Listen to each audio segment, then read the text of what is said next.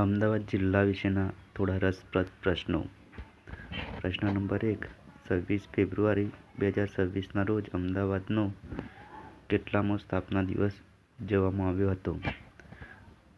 જવાબ: 615મો સ્થાપના દિવસ. પ્રશ્ન નંબર 2. અમદાવાદ શહેરનો પાયો ક્યારે નાખવામાં આવ્યો હતો? જવાબ: 26 ફેબ્રુઆરી 1411ના રોજ. અમદાવાદ શહેરની સ્થાપના કોણે કરી હતી? જવાબ: અહમદ શાહ બાદશાહે. પ્રશ્ન નંબર 4. અહમદ શાહ બાદશાહે શહેરનો પાયો કયા સ્થળે નાખ્યો હતો? જવાબ: માણેક બુર્જ ખાતે.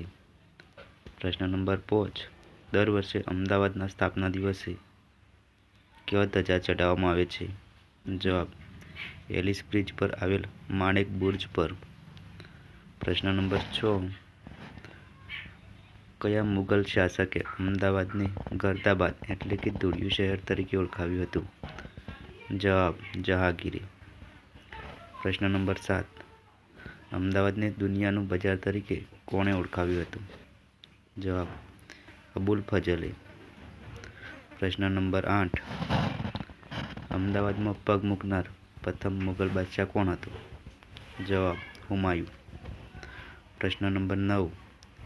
કઈ દંતકથા અમદાવાદની સ્થાપનાના વિચાર સાથે જોડાયેલી છે? જવાબ: કૂતરા સામે સસલાને લડતું જોવાની દંતકથા.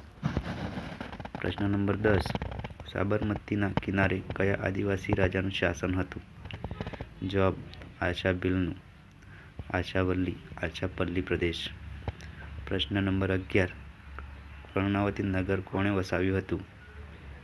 જવાબ: કર્ણદેવ સોલંકે. આશાવલ્લી જીતીને. પ્રશ્ન નંબર 12. અમદાવાદની સ્થાપનામાં કયા 4 અહમદનો ફાળો હતો? જવાબ: બાદશાહ અહમદ શાહ, સંત અહમદ ખટ્ટુ ગંજબખ્શ, મલિક અહેમદ અને અહમદ કાઝી. પ્રશ્ન નંબર 13. અમદાવાદની પ્રથમ ઈંટ કોની હાજરીમાં મુકાઈ હતી? જવાબ: 12 હિન્દુ સંતોની હાજરીમાં. પ્રશ્ન નંબર 14. શાહજહાંએ બનાવેલ કયો મહેલ આજે સરદાર પટેલ સ્મારક તરીકે ઓળખાય છે? જવાબ: મોતી મહેલ. પ્રશ્ન નંબર 15. અંગ્રેજોના સમયમાં મોતી મહેલનો ઉપયોગ કયા હેતુ માટે થતો હતો? જવાબ: ગવર્નર હાઉસ તરીકે. પ્રશ્ન નંબર 16. ગુજરાત વર્નાક્યુલર સોસાયટીની સ્થાપના કોના પ્રયાસોથી થઈ હતી? જવાબ: ફારબાદ સાહેબ અને કવિ દલપતરામના પ્રયાસથી. પ્રશ્ન નંબર 17. ગુજરાત વર્નાક્યુલર સોસાયટી આજે કયા નામે ઓળખાય છે? જવાબ: ગુજરાત વિદ્યાસભા તરીકે. પ્રશ્ન નંબર 18. અમદાવાદની સ્થાપના વખતે પ્રથમ ઈંટ ક્યાં મુકાઈ હતી? જવાબ: ભદ્રના કિલ્લામાં. પ્રશ્ન નંબર 19.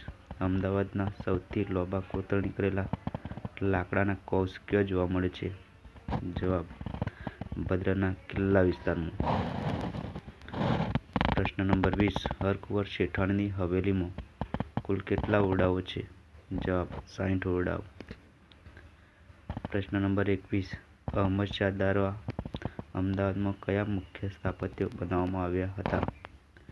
જવાબ: ભદ્રનો કિલ્લો, 3 દરવાજા, બાદશાહનો હજીરો, જામા મસ્જિદ અને રાણીનો હજીરો. પ્રશ્ન નંબર 22. અમદાવાદનો સુવર્ણકાળ કોના સમયને માનવામાં આવે છે? જવાબ: મહેમૂદ બેગડાના સમયને. પ્રશ્ન નંબર 23.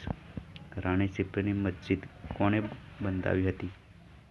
જવાબ: મહેમૂદ બેગડાએ તેમની બેગમ અસની રાણી સિપ્રીની યાદમાં. પ્રશ્ન નંબર 24. શાહીબાગ અને મોતી મહેલનું નિર્માણ કોણે કરાવ્યું હતું? જવાબ: શાહજહાંએ. પ્રશ્ન નંબર 25. કોકરિયા તળાવ, ઓજે કુતુબ અને નગીનાવાડીનું નિર્માણ કોણે કરાવ્યું હતું? જવાબ: કુતુબુદ્દીન અહમદ શાહે. પ્રશ્ન નંબર 26. ભારતનું પ્રથમ સ્પેશિયલ ઇન્વેસ્ટમેન્ટ રિજિયન એટલે કે SIR કયું છે? જવાબ: ધોલેરા. પ્રશ્ન નંબર 27. વિશ્વનો સૌથી વિશાળ 5000 મેગાવોટનો સોલાર પાર્ક ક્યાં સ્થપાશે? જવાબ ધોલેરા SIRમાં. પ્રશ્ન નંબર 28. લાલભાઈ દલપતભાઈ કલા અને પુરાતત્વ મ્યુઝિયમની સ્થાપના ક્યારે અને ક્યાં થઈ હતી? જવાબ વર્ષ 1956માં Gujarat university LD institute of Indology કેમ્પસમાં. પ્રશ્ન નંબર 29. લોથલ સંગ્રહાલયની સ્થાપના કોના દ્વારા કરવામાં આવી છે? જવાબ archaeological survey of India ASI દ્વારા. પ્રશ્ન નંબર 30. સરખેજમાં કોના રોજા આવેલા છે? જવાબ મહેમૂદ બેગડા, શાહ આલમ અને ગુરુ અહમદ શાહ ખટ્ટુગંજ બખ્શ. પ્રશ્ન નંબર 31. અમદાવાદમાં મનોરંજન માટેનું કયું સ્થળ ઝૂ અને એક્વેરિયમ ધરાવે છે? જવાબ કોકરિયા. પ્રશ્ન નંબર 32. અમદાવાદમાં જગન્નાથની રથયાત્રાનું આયોજન ક્યારે કરવામાં આવે છે? જવાબ દર વર્ષે અષાઢી બીજના દિવસે. પ્રશ્ન નંબર 33. અમદાવાદમાં આંતરરાષ્ટ્રીય પતંગ મહોત્સવનું આયોજન કોના દ્વારા કરવામાં આવે છે? જવાબ ગુજરાત ટુરિઝમ દ્વારા. પ્રશ્ન નંબર 34. અમદાવાદ ઇન્ટરનેશનલ ફ્લાવર શોની શરૂઆત કયા વર્ષથી કરવામાં આવી હતી? જવાબ વર્ષ 2013થી સાબરમતી રિવરફ્રન્ટ ખાતે. પ્રશ્ન નંબર 35. અમદાવાદ ઇન્ટરનેશનલ ફ્લાવર શોનું આયોજન કઈ સંસ્થા કરે છે? જવાબ અમદાવાદ મ્યુનિસિપલ કોર્પોરેશન AMC. પ્રશ્ન નંબર 36. વૌઠાનો મેળો અમદાવાદના કયા તાલુકામાં અને કયા સ્થળે ભરાય છે? જવાબ ધોળકા તાલુકાના તીઠા ગામ ખાતે.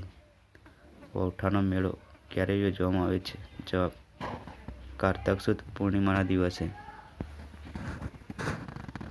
પ્રશ્ન નંબર 38.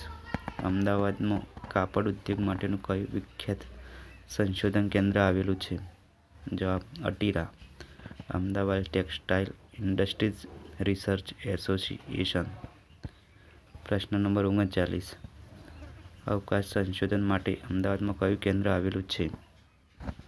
જવાબ Indian space research centre ISRO. પ્રશ્ન નંબર 40. ભૌતિક વિજ્ઞાનના સંશોધન માટે અમદાવાદમાં કઈ પ્રયોગશાળા જાણીતી છે? જવાબ ફિઝિકલ રિસર્ચ લેબોરેટરી PRL. પ્રશ્ન નંબર 41. ડિઝાઇન ક્ષેત્રે શિક્ષણ અને સંશોધન આપતી દેશની અગ્રણી સંસ્થા કઈ છે? જવાબ national institute of design NID. પ્રશ્ન નંબર 42. અમદાવાદમાં કયા અન્ય મહત્વના સંશોધન કેન્દ્રો કાર્યરત છે? જવાબ ભોજે અધ્યયન સંશોધન વિદ્યાભવન, સેન્ટ્રલ ક્લાસ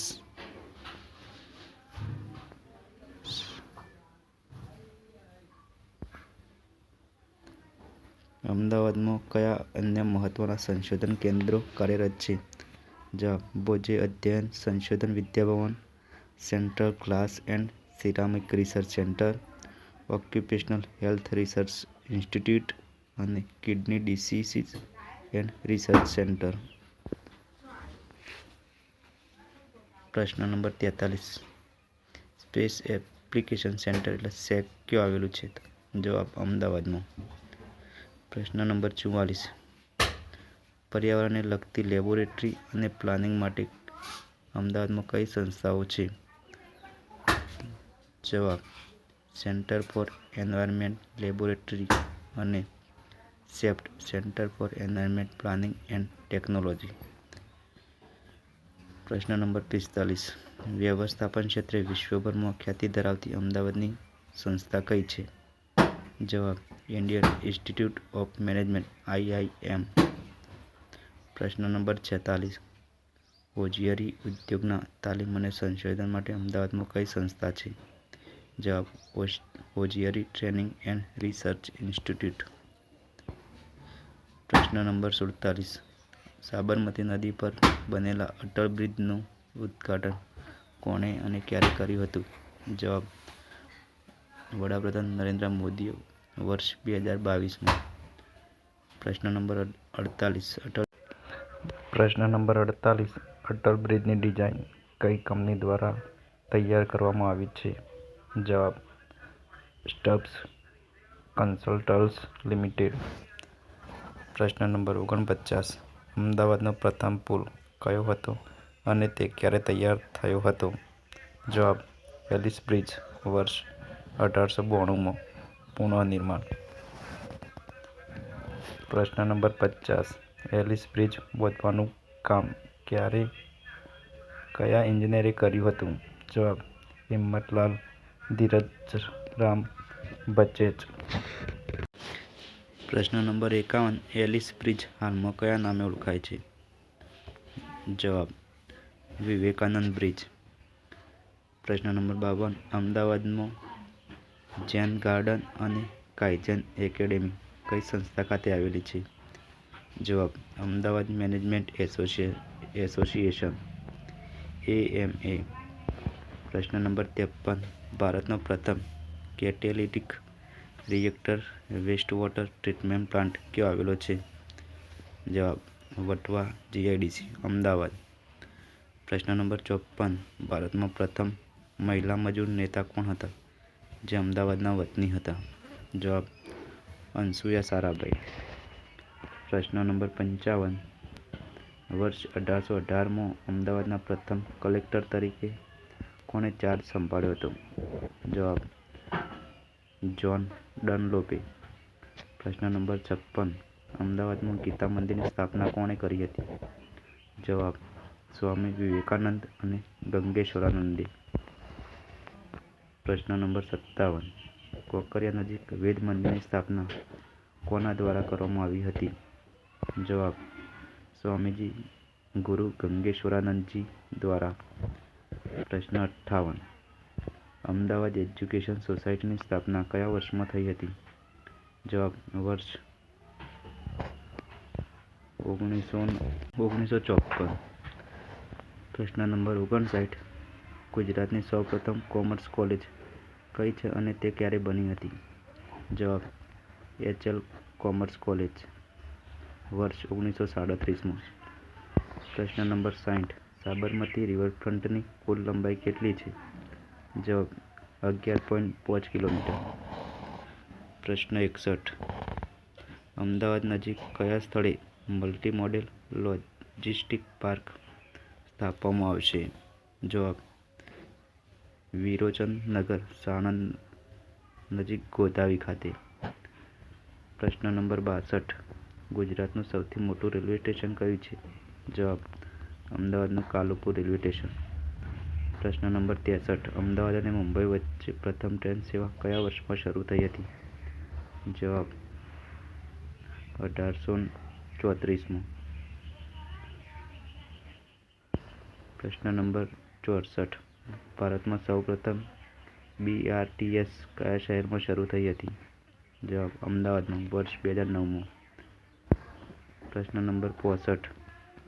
એશિયાની સૌથી મોટી હોસ્પિટલ કઈ છે અને તે ક્યાં આવેલી છે? જવાબ સિવિલ હોસ્પિટલ.